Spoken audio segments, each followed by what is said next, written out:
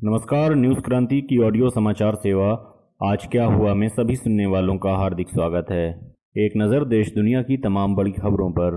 अक्टूबर माह में भारतीय निर्यात 5.12% गिरकर 24 अरब 89 करोड़ डॉलर रहा।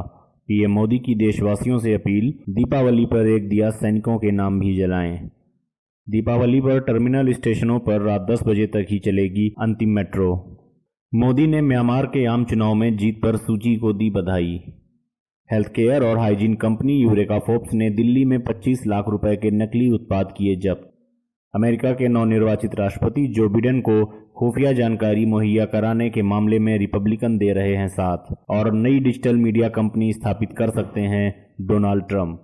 अब समाचार विस्तार से। कहते हैं ओल्ड इज गोल्ड कहलाता है, इसलिए तो कानपुर आज भी दुलारी ज्वेलर्स ग्रुप पर अपना भरोसा जताता है। दुलारी ज्वेलर्स ग्रुप, कानपुर की pure old and trusted jewellery showroom. Visit की Dulari jewellers Kidwai Nagar and Dulari jewellers Lal Bangla. सरकार ने शुक्रवार को जारी आंकड़ों में बताया कि अक्टूबर 2019 में 26 अरब 23 करोड़ डॉलर का निर्यात किया गया था। चालू वित्त वर्ष में अभी तक 150 अरब 14 करोड़ डॉलर का निर्यात हुआ है। इससे पिछले वर्ष में इसी अवधि में 185 अरब 40 करोड़ डॉलर का निर्यात किया गया था। इसमें 19.02% की कमी आई है। आलोच्य माह में आयात 11.52% बढ़कर 33 अरब 61 करोड़ डॉलर दर्ज किया गया है। पिछले वर्ष के इसी माह में यह आंकड़ा 37 अरब 99 करोड़ डॉलर रहा था। चालू वित्त वर्ष में अभी तक कुल आयात 182 अरब 29 करोड़ डॉलर रहा है। इससे पिछले वित्त वर्ष की इसी अवधि में यह आंकड़ा 286 अरब 7 करोड़ डॉलर रहा था।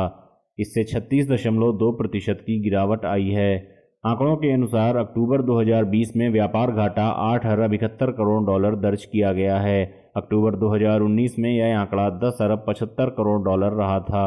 चालू वित्त वर्ष में अभी तक व्यापार घाटा 16 अरब 52 करोड़ डॉलर रहा है। इससे पिछले वर्ष की इसी अवधि में कुल व्यापार घाटा 54 अरब 83 करोड़ डॉलर रहा था। प्रधानमंत्री नरेंद्र मोदी ने दीपावली की पूर्व संध्या पर देशवासियों से अंधकार पर प्रकाश की विजय के इस पर्व पर एक दिया देश की सीमा पर डटे जाबाज सैनिकों के नाम जलाने की अपील की है।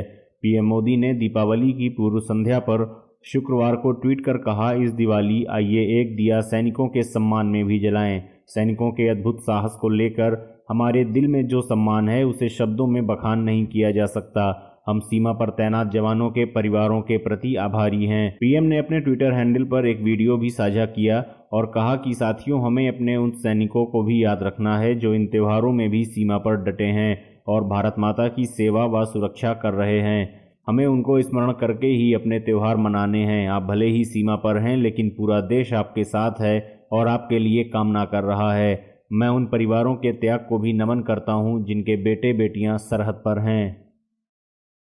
दीपावली के दिन शनिवार को दिल्ली मेट्रो की सभी लाइनों के टर्मिनल स्टेशनों पर अंतिम मेट्रो सेवा रात 10 बजे तक ही उपलब्ध रहेगी। Delhi metro rail corporation DMRC ने शुक्रवार को यह जानकारी दी।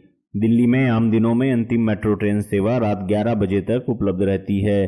डीएमआरसी के प्रवक्ता ने कहा, 14 नवंबर को दीपावली के त्यौहार पर एयरपोर्ट एक्सप्रेस लाइन समेत सभी मेट्रो लाइनों के टर्मिनल स्टेशनों से अंतिम मेट्रो ट्रेन सेवा रात्रि 10 बजे तक ही उपलब्ध रहेगी।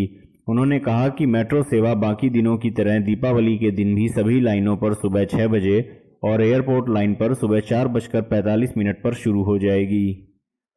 प्रधानमंत्री नरेंद्र मोदी ने म्यांमार में आम चुनाव जीतने पर आंग सान सूची और उनकी party national league for democracy को बधाई दी है। पीएम ने गुरुवार को ट्वीट कर कहा कि वह दोनों देशों के बीच आपसी संबंधों को और अधिक मजबूत करने की दिशा में काम करने के लिए उत्सुक हैं। प्रधानमंत्री ने ट्वीट किया, चुनावों में जीत के लिए आंग सान सूची और एनएलडी को बधाई।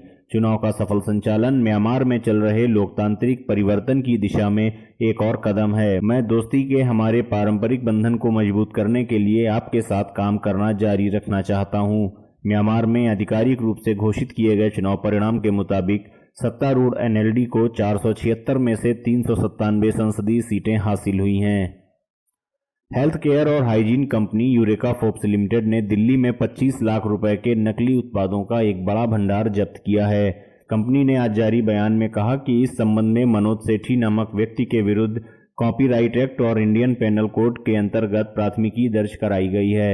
इस व्यक्ति पर धोखे से यूरेका फोर्ब्स का ब्रांड नेम कॉपी कर उत्पाद बेचने और यूरेका फोर्ब्स के उत्पादों के कई विजुअल फीचर नकल करने का आरोप है। उन्होंने कहा कि नकली स्पेयर पार्ट्स पर मटेरियल के विनिर्माता के तौर पर यूरेका का नाम और पता है तथा शिकायत होने पर संपर्क के लिए यूरेका के कॉन्टैक्ट डिटेल्स और ईमेल आईडी दिए गए हैं। इस कारण ग्राहकों के लिए असली और नकली स्पेयरों में अंतर करना कठिन हो गया है और ग्राहकों के साथ धोखा हुआ है।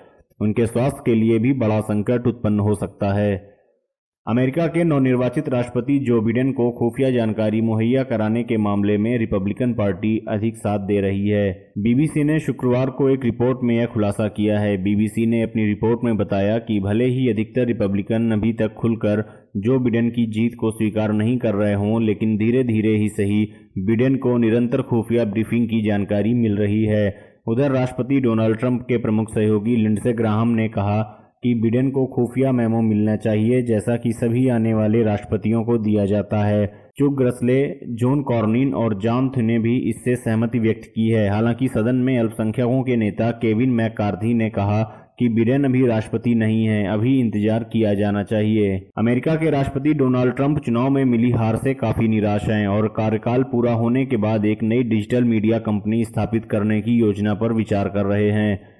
ट्रंप चुनाव परिणाम की आधिकारिक घोषणा से पहले ही डेमोक्रेटिक पार्टी के उम्मीदवार जो बिडेन को निर्वाचित राष्ट्रपति के रूप में प्रस्तुत करने को लेकर फॉक्स न्यूज समेत कई मीडिया संस्थानों से काफी नाराज हैं। अमेरिका की समाचार वेबसाइट एक्जियोस ने गुरुवार को अपनी एक रिपोर्ट में इससे जुड़े अधिकारियों के हवाले से यह जानकारी दी। डोनाल्ड ट्रंप खर्चीला केबल टेलीविजन चैनल खोलने के बजाय एक नई डिजिटल मीडिया कंपनी स्थापित करने पर विचार कर रहे हैं। नए ऑनलाइन मीडिया प्लेटफॉर्म के जरिए ट्रंप फॉक्स न्यूज के समर्थकों को अपनी ओर चाहते हैं। ट्रंप और उनके सलाहकारों तथा पारिवारिक सदस्यों ने हालांकि नया मीडिया संस्थान स्थापित करने के संबंध में अब तक कोई टिप्पणी नहीं की है। अमेरिका के विदेश मंत्री माइक पोम्पियो ने एक बयान में कहा था कि चुनाव के बाद सत्ता के हस्तांतरण में कोई परेशानी नहीं होगी और यह प्रक्रिया के तहत सुचारू रूप से होगा।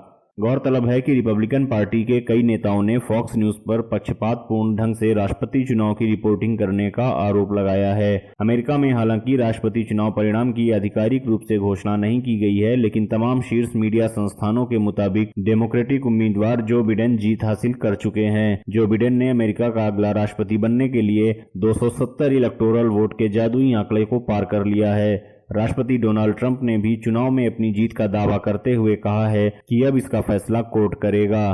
कहते हैं ओल्ड इज गोल्ड कहलाता है, इसलिए तो कानपुर आज भी दुलारी ज्वेलर्स ग्रुप पर अपना भरोसा जताता है। दुलारी ज्वेलर्स ग्रुप, कानपुर की pure old and trusted jewellery showroom. Visit की Dulari jewellers Kidwai Nagar and Dulari jewellers Lal Bangla. आज क्या हुआ में ये थी देश दुनिया की तमाम बड़ी खबरें।